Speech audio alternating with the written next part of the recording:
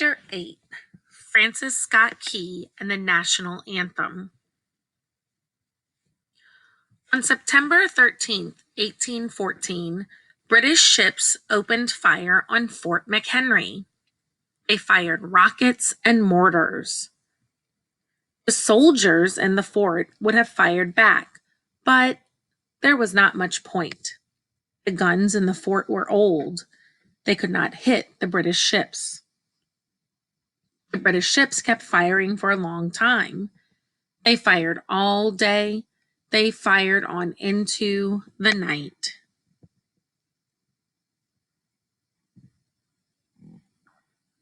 This image shows the British firing on Fort McHenry from far away.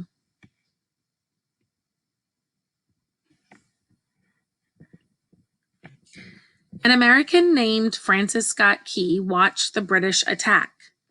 He was on a boat in the harbor. Key was not a soldier. He did not fight in the battle, but he was able to see it. He could see the British ships blasting away. He could see Fort McHenry. He could also see the huge flag Mrs. Pickersgill had made. Key kept his eye on the American flag. As long as the flag was still flying at the fort, America was still in the battle. It meant that the troops in Fort McHenry had not given up. If the flag went down, that would mean America was no longer fighting. That would mean that the troops in the fort had given up. Key watched all day. He was still watching when the sun set. He was proud the flag was still flying. Francis Scott Key. At night, it was harder for Key to see, but there were flashes of light. Sometimes a rocket would go streaking through the darkness. Sometimes a bomb would explode and light up the sky. The flashes of light allowed Key to see the flag. The firing went on until just before dawn. Then it stopped. The sun had not come up yet. It was still dark. There were no rockets blasting. There were no bombs bursting in the air. Key could not see much. The silence was puzzling. What did it mean? Was the battle over? Had the soldiers in the fort given up? Key could not tell. Key waited nervously. At last, the sun rose. Key looked at the fort, and what did he see? The soldiers had raised the huge flag that Mrs. Pickersgill had made.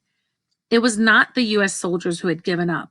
It was the British sailors. They had stopped firing on the fort.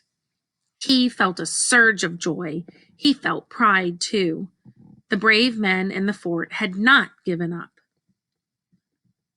When the sun rose on Fort McHenry, Francis Scott Key saw that the American flag was still flying. Key felt inspired. He hoped to share with others what he had seen. He needed to tell what it was like to wait, and then see the flag still flying in the morning. He reached into his pocket. He found an old letter.